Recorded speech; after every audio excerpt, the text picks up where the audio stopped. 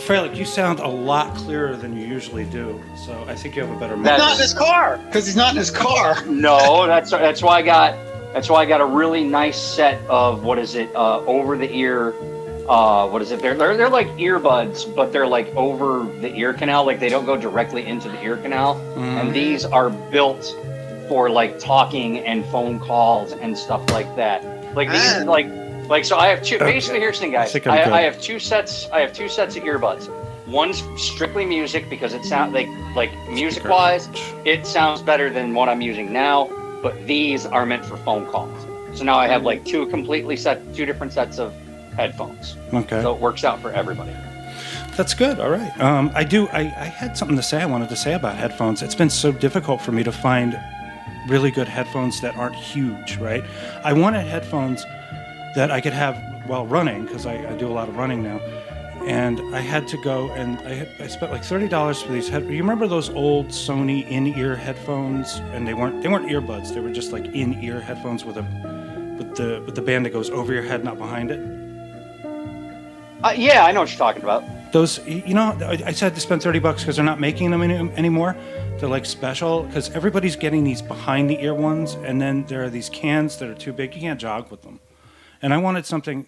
Back when I was a kid, I had really great headphones and they had really great bass. You can't find any decent headphones anymore unless they're huge. I hate that. Well, unless they're made by Beats or Apple Music or Apple. Beats is a freaking scam, man. I've tried those headphones. They're not any good. I mean, they're about as good as a cheap piece of plastic could be. The best headphones that you can find typically are, I have a really good pair of JBLs that are Bluetooth also, but they lose their signal because they're JBL. JBL always loses its signal if you're not like listening all the time. If you pause for like 5 seconds, it'll turn off and it'll have to find the signal again. And my daughter has these headphones that are also Bluetooth, but they're making her slowly deaf because they just clamp down on her ears and they're damaging her hearing practically. I'm pretty sure of it. And then What about you, Anderson? What do you got? Okay, well, right now I'm on my cheap ass Android phone, and you're fading out. You're dropping out. And I'm just talking. I'm not wearing headphones. I'm not doing anything. The headphones I do have are just sort of Sony headphones, just sort of kind of headphone like you. Boy, you're really dropping out there. I'd say everybody dropped out at that point. The ones for music are great, and apparently I did good by buying these. I told Lawler, I said a while back before all this bullshit happened with me, and I know we're going to be talking about that ad nauseum, and we will. Yes. I know we will be talking about it. That was pretty much the whole point of this. But anyway, the attempt on your life has left you scarred. What was that? I couldn't hear you. Sorry. I said the attempt on your life has left you scarred. Yeah, literally and physically. You Palpatine. Well, also, Lawler has a whole thing. He's going to complain about one of our fellow podcast bros. Is that not right, Mr. Oh yeah, Lawler? Cuddy. Yeah. But we can mix it in. I guess I'll talk about me a little bit. Not much going on. So. All right, let's talk about how headphones suck for another 30 seconds. Then we'll move on to Froelich. Well, anyway, what I was trying to say was I wanted to test these out a while ago because I had picked them up over the summer. But then the day we were supposed to do it, I totally forgot. School had just started and started schlepping the kids, back and forth to school and all that other stuff. And then, life got in the way, and then, all the bullshit with me happened. So I was like, hey, guess what? I'm going to be home for the next month. So I told Laura, hey, we can finally talk because I ain't going nowhere. Mm-hmm. So, but other than that, yeah, I can finally talk, and apparently, according to you guys, I did good on these headphones because I sound really good through them, so it worked out for everybody. Well, yeah, you sound a lot cleaner. Usually... Well, also, you guys know I got a new phone. I know I'm the only iPhone person here, but I got a iPhone 15 Pro Max. No, you and my wife. So. They're the only. My wife has an iPhone. I don't use it. I don't. Yeah, I needed a new phone because my phone was cracked from the back, cracked from the front. Fucker still worked, but I just needed a new phone desperately. I will say, I got one. I've screwed around with my wife's phone, and it's a fantastic phone. Also, it has a really nice camera on it. I got to say, I'm really impressed by the camera, but it's still too damned expensive. I just don't like those phones. Well, I told you how much mine cost me. It was $3.99. My phone was free. The only thing I have to do is keep it for 2 years, and they won't charge me for it. I think my mother-in-law bought the first iPhone that ever came out, and it cost her like $3,000. I think back then. No, the original iPhone wasn't like $300. I think it was like $3,000. $3,000. Yeah. She probably got scalped because when the original iPhone. But she was an early adopter. I mean, she loved that. I think she told me she couldn't live without her iPhone. Well, either way.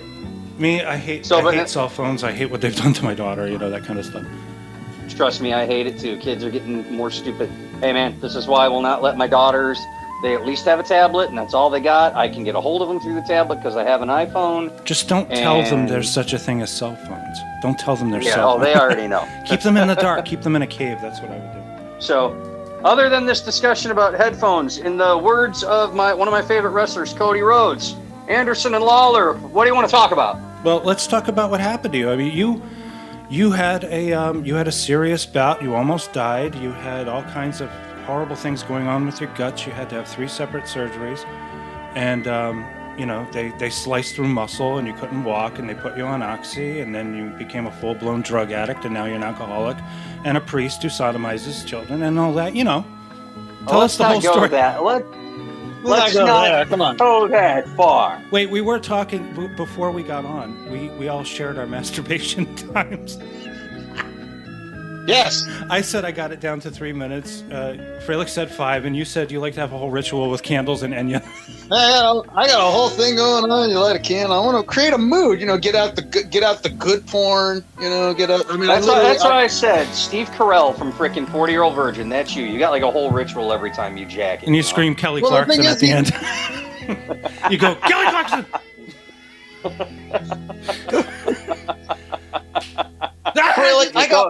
Why are you laughing? Stop laughing!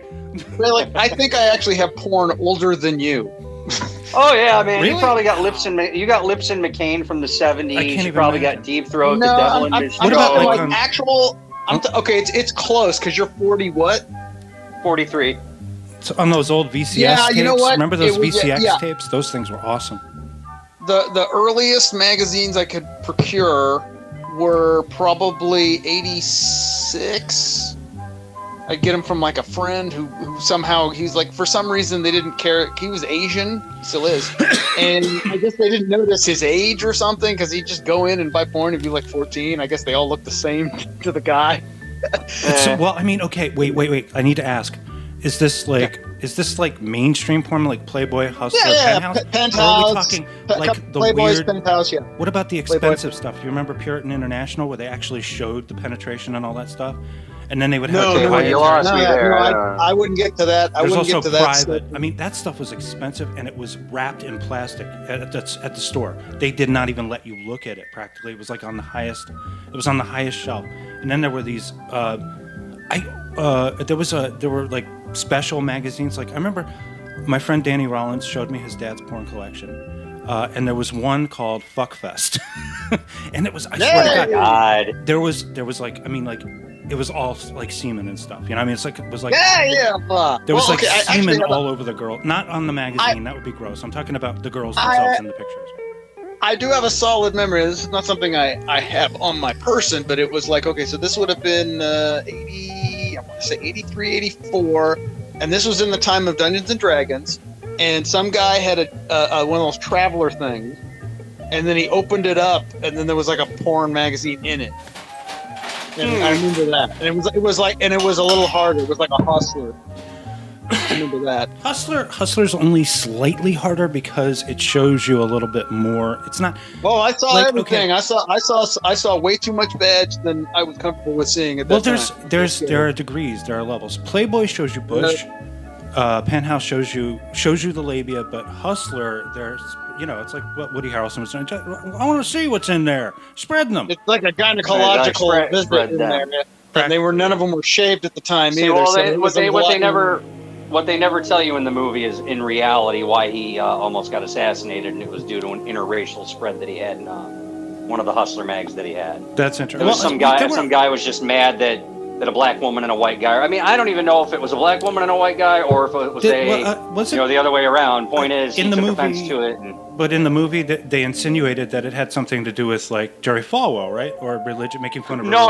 It was just like they randomized it. Like they basically said, all you saw was the guy lurking around, and then eventually he shot Larry Flint in the movie. But in real life, it was because Larry Flint didn't give a fuck, and he did an interracial spread.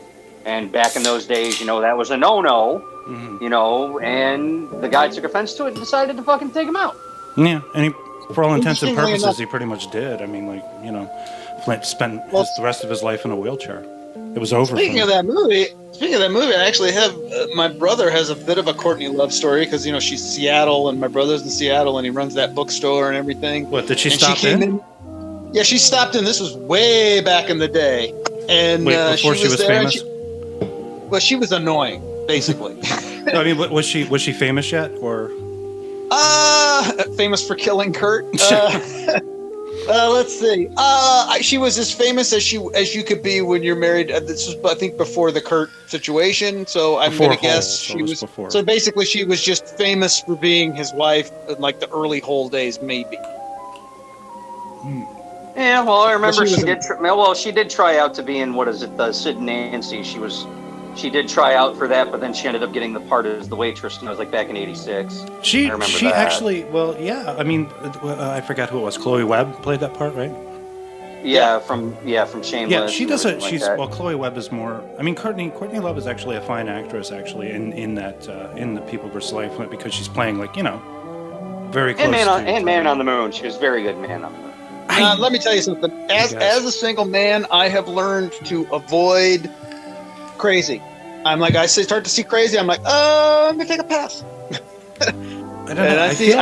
I can smell the crazy at this point. I feel like some people die and other people become famous. Like Joaquin would have never been an actor had it not been for River dying, and Courtney probably would not have gained any kind of notoriety had not Kurt died. Things like that. Yeah. That's how it goes sometimes. I do enjoy Joaquin. I think he's an okay actor. I think he goes a little bit over the. Hey, look, I will die on this hill. Joker 2 is actually pretty darn good. So there. I'll say this much: I didn't hate it. I thought it was interesting. I'll say that much. I don't think it needed a sequel. I enjoyed the first. It had something to say, and they almost got there, and that's about it. It's like it had kind of something to say about the Joker and the bullshit. Basically, it was just a big fuck you movie, and I do love a good fuck you movie. I love a great fuck you movie. But then again, that's why I like Gremlins 2, because I made a post about that a while back. I said Gremlins 2 is the absolute greatest fuck you to Hollywood ever made. Pretty much. And that is. I love that movie to death. And the franchise mentality. I mean, it is the franchise mentality. And now they're making a Gremlins 3, and it's a big fuck you to Joe Dante. Yeah, apparently. What's this with Chris Columbus directing? What was that? Chris Columbus needs a hit. Chris Columbus needs a hit. I mean, he's made shitty movies. The last few movies he's made have done nothing. That's so interesting. But at least the DNA is still going to be there. The DNA is still going to be there. I was just watching yesterday again a movie I absolutely adore, which is Adventures in Babysitting, directed by Chris Columbus. It's a wonderful movie. I love it. I love Elizabeth Shue. Elizabeth Shue in that is so adorable. It's such with Anthony Rapp kind of Anthony Rapp being a perv. I mean, he keeps being a perv and then imagining all the weird shit he was doing with the Kevin Spacey at the time. Yeah, but he's perfect actually at the role. Keith Coogan's good too. I mean, everybody seems to love her and everything. And I love that she is the girl in the Playboy magazine. They say she looks like her, and it is her. It is actually Elizabeth Shue posing in that shot. The only thing I didn't like... But then we'd have to wait all them years. We'd have to wait till leaving Las Vegas before we got to see her naked. I suppose, yeah. We had to wait. We had to wait a while, but at least, you know what? She looked good naked. I'll give her that. There was one thing, though. I think the only thing my daughter didn't like about the movie is that she didn't hook up with the black guy, the carjacker, instead of the guy at the end. The college dude. Yeah. Because of course the college dude didn't. He seemed a little bit, And don't forget Vincent D'Onofrio as Thor. Yep. And this is technically a Marvel movie if you think about it, because you got Thor throughout it, and it's made by Touchstone. Mm-hmm. Yeah. I mean, This is post Full Metal Jacket. This is like he had to get in shape. Yes, he did. He lost all the weight that Kubrick made him gain for Full Metal Jacket. He got right. See, D'Onofrio's not a chubby guy. He's actually a built dude. He's actually very muscular. Well, now he's fat. Now he's fat, and that's okay. He did get dope. He's fat, but man, do the women love him. I think he's great. He was like, do you remember that? There was this movie that he was in, and he was the best thing about it, really. I think it was called The Cell, and it was Jennifer Lopez. No. Oh, The Cell. Hell fucking yeah. Great movie. I didn't like it because Jennifer Lopez, number one, she can't act. Number two, D'Onofrio doesn't get any dialogue. All he does is make weird sounds throughout the whole thing. It would have been so much better if it had not been Lopez. Well, to be fair, I don't like Jennifer Lopez. I mean, okay, let's put it this way, dude. If I wasn't married and Jennifer Lopez came into my house and wanted to give me dome, of course I'd let her. I mean, dude, I'd fuck her 8 ways from Sunday and put a baby in her belly. But as a person, just as a person in general, I think she's a vile human being. I think she can shake her ass for the immigrants all she wants, and that's really what she's best at, is shaking her ass for the immigrants. By the way, she's the one who broke Ben Affleck. He seems like a lovely gentleman, and she fucked him over twice. He's so gone. If you look at him now, he looks like a deer that's been stunned with a hammer. That's what he looks like. He's been in and out of rehab and everything, and now he just seems to be white-knuckling it through life. He is so, I mean, like, it's like he's not a person. It's like he's standing far away from the person that he was, just looking, you know? I mean, you gotta just imagine, like, because remember he had that whole thing when he was doing Justice League, and that's kind of when he went back off the wagon, and I'm like, I'd be making millions of dollars of like, it's a shitty movie. Who cares? Okay. I'm coming back. Who gives a shit? I'm Batman. Who gives a fuck? I'd be happy paying me millions of dollars. Who gives a shit? That's what pushed him over the edge. And I'm like, he was already a weak man, I guess. But I'm sorry, I love him as Batman. I think he is great as Batman. He's amazing. He's amazing. Well, dude, Oh, Lawler, because you didn't watch Batman the animated series, okay? Well, no, I've seen it. It's just that my Batman for me, there's only two, and it's going to kill you: Adam West and Michael Keaton. Of course, I knew Adam West was going to be in there. Nobody messes with Adam Wee, okay? We know. 100% pure West. 100% pure. I like Christian Bale, but again, I don't like Nolan's take on Batman. I don't like what he did with those movies, except for the first one. I like Batman Begins, but I don't like what he did later. And to me, like, the Joker should... when it comes to Jokers, even though it's not canon, I do like Joaquin Phoenix's take on it, and I like Jack Nicholson, and I like Cesar Romero, and I like Mark Hamill doing the voice. I like that too. Well, to me, I don't like Jared Leto. Jared Leto can go to fucking hell. No, Jared Leto can go suck a dick. Oh, I like also that weird character that was on Gotham that was inferred to be the Joker. It was I know what you're talking about. I forget his name, but he was the actor from Shameless. Yep. Freaking Ian from Shameless, great actor in general. Yeah, he's great. He's wonderful. I did want to mention one thing. You guys like to talk about like new versions of movies coming out and everything, right? I just wanted to mention that I got my hands on a copy of Akira. I don't know if you guys have ever seen Akira. I have. Dude, in the theater, I saw. Big Japanese animation movie, 1988. I've got the Criterion Laser, the 3-disc version. I've got the good one. And I have not gotten the 4K yet. I plan on getting it in the future. Okay, well, but I have the really nice Blu-ray that came out, the second edition Blu-ray that actually had the 1988 streamlined up. Because now I think Lawler, you'll agree with me on this one. I hated the 2001 fucking redub. Well, that's the point I was gonna make. Because what happened was I actually got a copy of Akira because I have a friend at Toho. Sent it to me, and it's illegal in this country to own. You can't own it here. It's a weird too because it's an English dub, and it's an incredible and accurate dub too. I mean, it's really accurate, and it's very close to the streamlined dub, except there are more actors because I've heard the streamlined dub. There seem to be more actors in this version that I got, and it's the version that they only show in Japan and in outlying regions over there. It's not allowed to be seen here.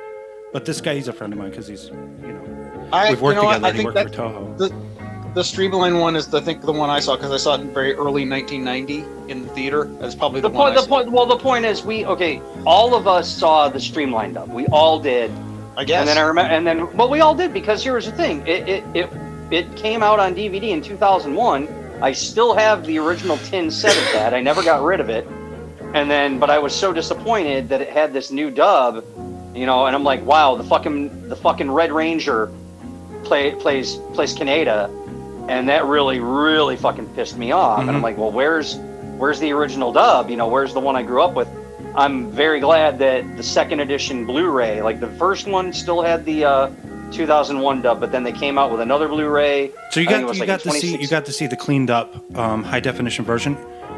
Yeah. So it's almost great. a completely different movie, because I remember when I first saw it, and I saw it on the Criterion Laserdisc, which was only 4:3. You're not really getting the whole thing, of course, but when you're looking at it like on a big screen for the first time, and also they cleaned up the color because it looks a hell of a lot better than I remember it looking like. Yeah, I mean, on Blu-ray, on HD, it looks amazing. I would love to see it in 4K. I really want to get the 4K, but I heard that first edition that came out was botched. I heard the very first 4K was botched. There seems to be a problem. That's right. I know what happened. It didn't have HDR. That's what ended up happening. The first 4K didn't have HDR. Dynamic range? Yeah, high dynamic range. Speaking of 4K, I have. Is anybody interested in getting those new Connery Collection 4K James Bonds? Nope. I have everything I need. I got it from Froelich, I do actually. too, and I was like, I was going to say you're welcome, Waller. And I also grabbed. I don't know. Did you give me Skyfall with that? Yes, I did. I sold you. Yeah, I gave you. Did you give me 50 Spectre plus too? Skyfall. No, Spectre I still have separately. Oh, okay, so I got Spectre on my own. I guess I added it to the collection. I still need to get No Time to Die. I still need to buy it. That's the only one I actually have. That's the only one. That's the only one I have in 4K, and it is spectacular. But it's probably look excellent on your. But unnecessary, and it makes me so fucking angry, and I'm so tired of that. I'm so tired of No Time to Die. They did not.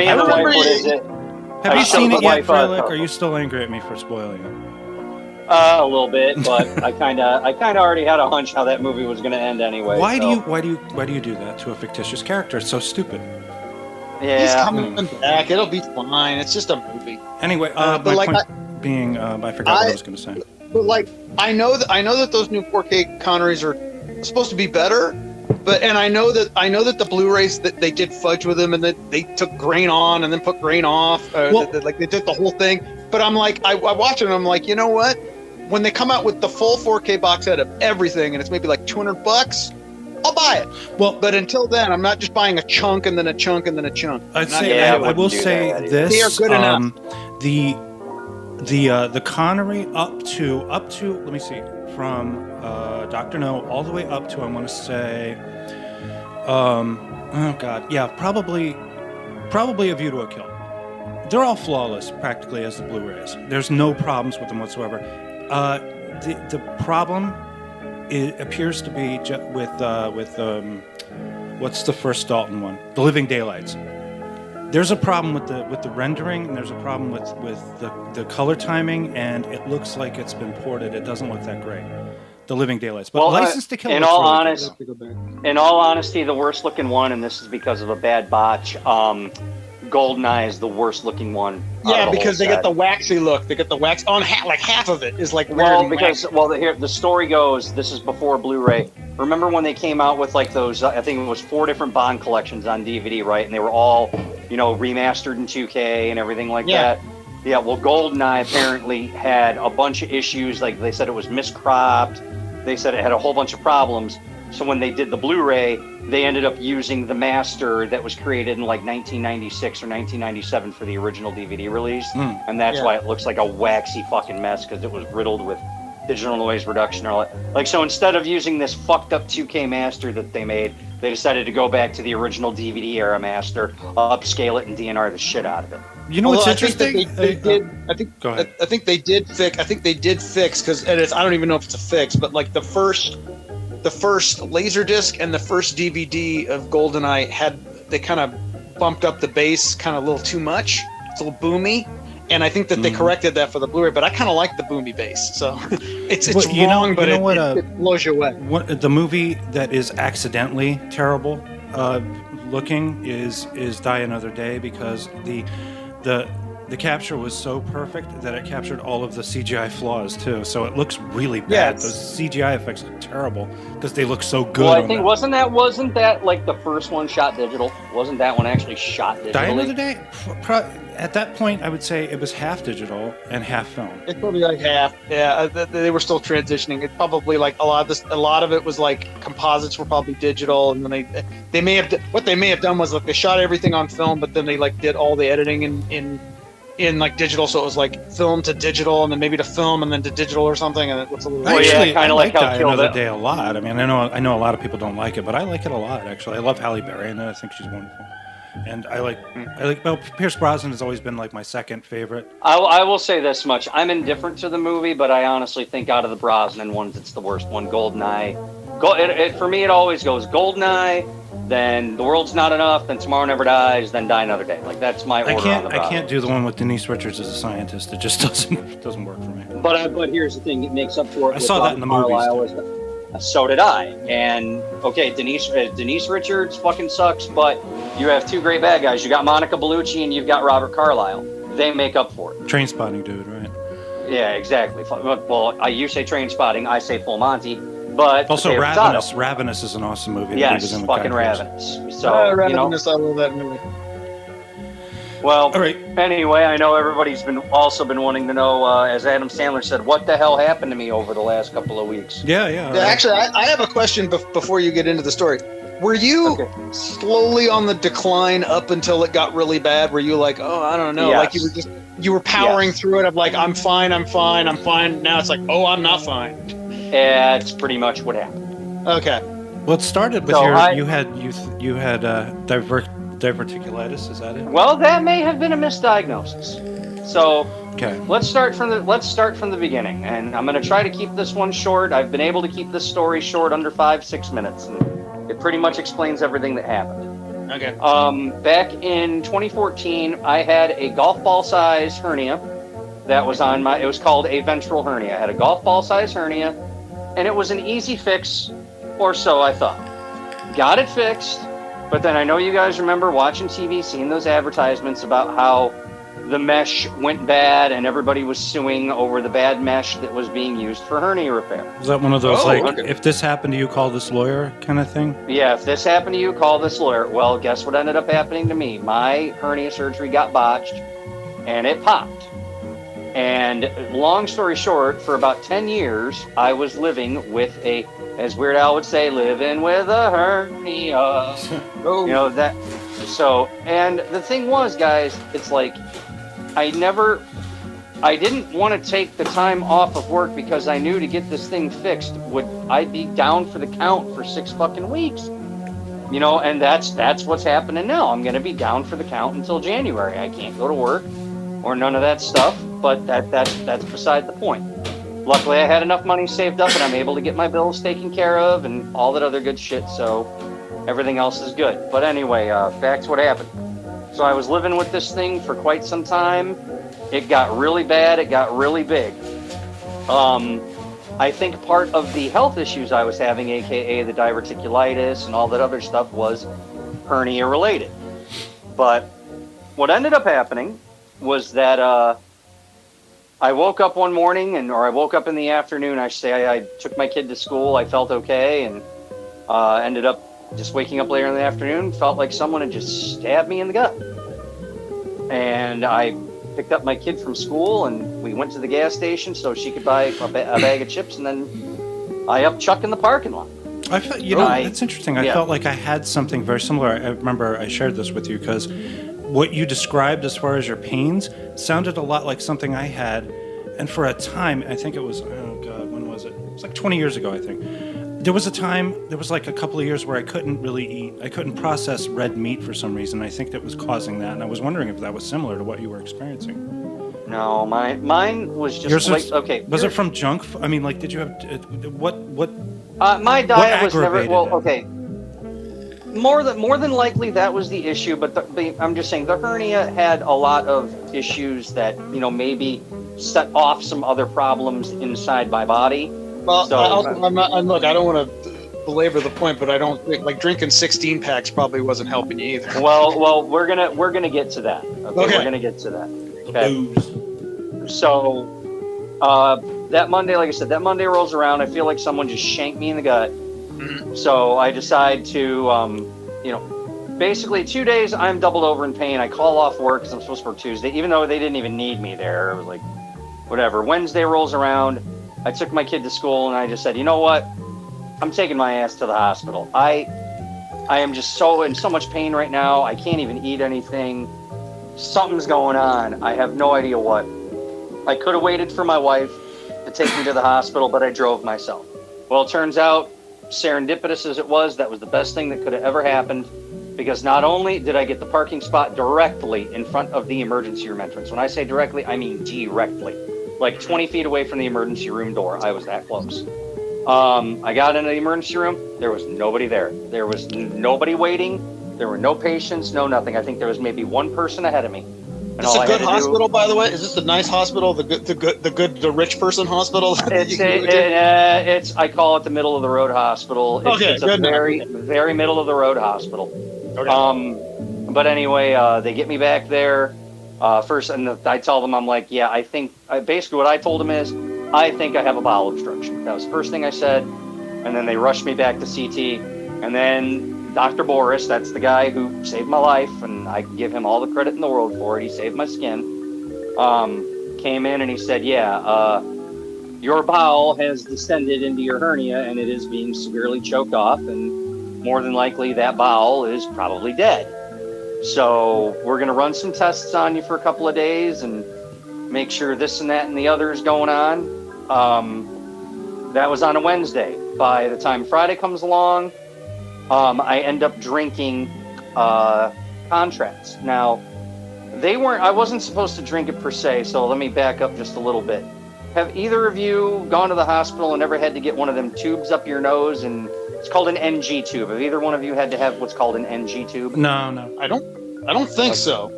I've been just anesthetized and then had, some top superficial surgery. So when I first got there, I had to get the NG tube done when I was awake, and I don't wish that on any of you guys. You mean you got intubated? They shoved it down your throat? No, I did not get intubated. Okay, that's the difference between being intubated and an NG tube. What an NG tube is they shove a tube up your nose, and it goes down your throat into your stomach. Ugh, that sounds painful. Okay, and I had to get that done when I was awake. All right, that was the worst feeling in the world because you feel like you're choking. So wait, but then eventually, hold on. Eventually, like in the movie The Abyss, your body acclimates to it. Yes. You eventually you eventually acclimate, and then you get used to it.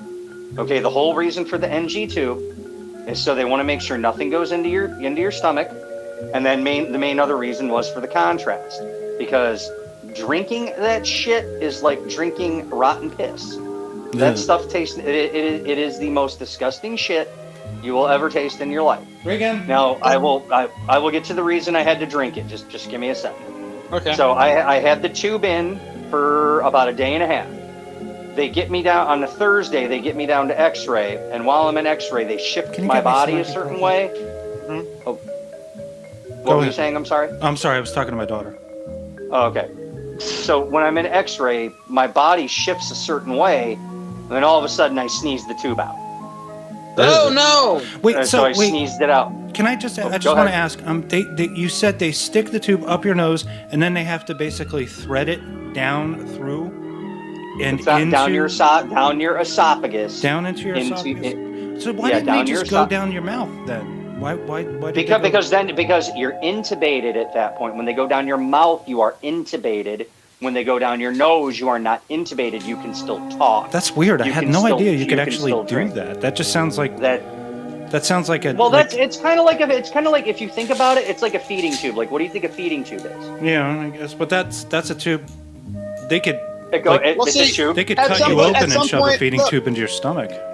At some point, it probably branches off between your lungs and your stomach. That just sounds like incredibly dangerous work, and if it isn't done right, it'll kill you if they don't do it. Yeah, well, they're doctors; they do it right. Well, but that's majority of deaths happen in hospitals from. Let him tell a story. Yeah, let's get to that. So Friday comes along. Okay, Friday morning comes along. My stomach's still hurting. And everything like that. I haven't been able to have anything to eat or drink at this point. And what is it? So they finally say, okay, look, we're going to take one more CT. You need to drink this stuff. We're not going to tube you again.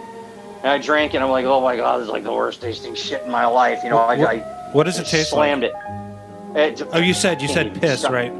I mean, I don't even know what piss tastes like. I'm just assuming. That's so strange because one time I did some sort of contrast drink for some kind of scan, and they made it like a shake. It tasted a little funny, but it was like it had a flavor to it. Like they try and no, this it tasted kind of metallic or something. But wait, yeah, you know what? That's you know more what? or less. That stuff. If you've ever had it before, I don't know. I feel sorry because I've tried it, but it's called kombucha, and it tastes like piss. So that's what I'm thinking. Your contrast stuff tastes like. That stuff. Well, anyway, sick. so I drink this contrast around 6 a.m. I drink this contrast, and then these fuckers take forever to get me down to CT. Like I'm talking 4 hours here, and the whole entire time I'm trying to keep this contrast down. Like I'm telling you, I can't keep anything down at this point. They're all having sex in the supply closet. By 10 a.m., I just said fuck it. I threw it all up. I threw up all the contrast. I said, I cannot hold this down anymore. Like, my body does not want to hold it down anymore. I tried I got out of bed. I tried sitting in a chair to, keep straight up so the stuff would stay down. But no, I was just like, no, I puked all this contrast up. And at that point in time, they finally get me down to CT.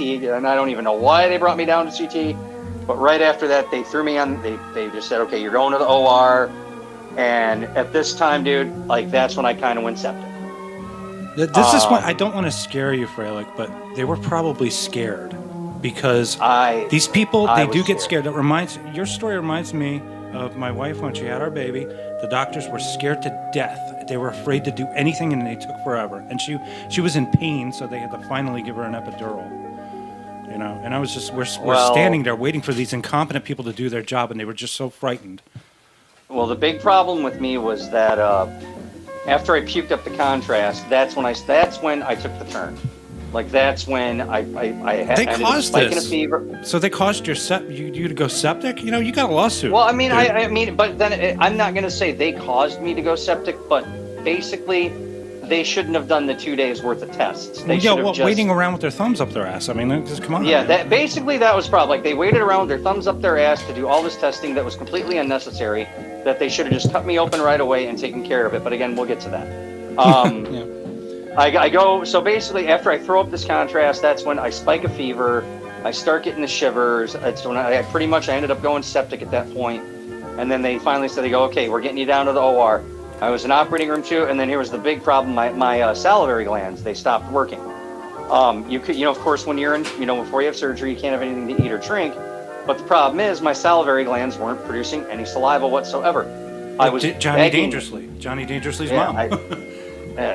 I literally was telling some guys, give me some water so I can swish around in my mouth, just so I can not have dry mouth. Because I'm telling you, my mouth was so dry. It was like after I smoked 10 joints and didn't have like anything to drink. Like it was just so fucking dry.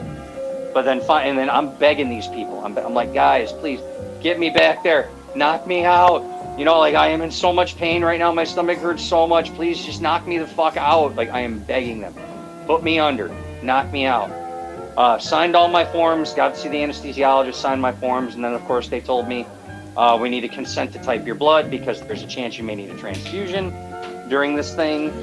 And finally, after right around, I think it was like 12 noon, finally got me on the operating table, and he shot me up, and I was out like a light.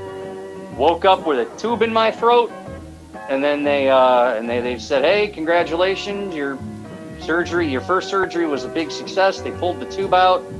So the first surgery, they cut out the 3 feet of bowel. That's what turned out. What happened? It was 3 feet of bowel that had died, and they cut it out. They cut it out of me. They had kept me open. I didn't even look at my stomach. I did not want to see anything. I just kept myself covered." I said, I don't want to see any open wounds because that'll make me sick. What they did was they kept me open, and they wanted to make sure that the 2 ends of the small intestine were nice and healthy before they reattached them. So my surgery was on a Friday. Monday rolled around, and then they put me back in the OR and reattached my small intestine. But they kept me open again. They wanted to make sure that the small intestine was acting the way it did, and luckily for me it was, because the day before my scheduled third surgery, I finally took my first poop. Okay. You know that, and that, I mean, I don't not to sound too disgusting, but that's what they want to see. They want to know that after they reattach everything, that everything starts to work again. And sure enough, I was able to go to the bathroom. You know, I was able to do a number 2. Of course, it had to be in a bedpan, but whatever, potato, like I said. The doctor got the good news. Dr. Boris and his team, they got the good news. It's okay. Well, good. You went to the bathroom. That means we're ready to close you up. They removed the hernia. The third surgery was for them to lay down the hernia mesh and close me up completely. The only thing they had to do was put a little drain in to make sure any excess fluid got out. And the good news is I'll be getting the drain out on Friday, because it stopped draining. It's all clotted off. Okay. And I did have to go through some physical therapy. Like, I wasn't able to go home right away. Laying in bed for a little over a week and a half, you know, your legs start turning to jello a little bit. And not to also mention, my abdomen was still pretty sore. So they wanted to make sure I could get up and walk and all that other stuff. And luckily for me, they said, hey, you're walking around pretty good. And I was able to get home the day before Thanksgiving. You probably lost a ton of weight, too, while you were in the hospital. I lost 40 pounds. Yep. Oh, look at that. 40 pounds. Well, that's what happens when they can't eat. It was in addition to what they took out of me, too. Yeah. They took out, like I said, 3 feet of small intestine and 6 liters of fluid. I'm just thinking, like, it's kind of like Elvis when he died with like 20 pounds of impacted colon or something. Yeah, 20 pounds. Yeah, so. And also, I did end up going through a transfusion while I was on that operating table the first time. I ended up getting 2 pints of blood. Long story short, and I'm still going to say to this day I'm an atheist. The only thing I say is this at the end of the day. I myself have cheated death more than anybody I know. I've cheated death on numerous occasions. I don't know how, I don't know why, but all I can say is this. I am lucky in life that I am a well-liked individual by a lot of people, and that I've done a lot of good deeds in this life, where maybe if there is a higher power, maybe somebody out there is saying, you're lucky you've done a lot of good, and you're lucky a lot of people like you, because if you were an asshole and if nobody liked you, I'd smite you down right now, because you don't deserve the chances you've gotten. I would argue that assholes seem to live very long. Our current president is still alive and kicking. We're not gonna get into that. I don't want to get into that. You know? No. Actually, Louis Black made a great joke a long time ago where he said, the good die young, but assholes live forever.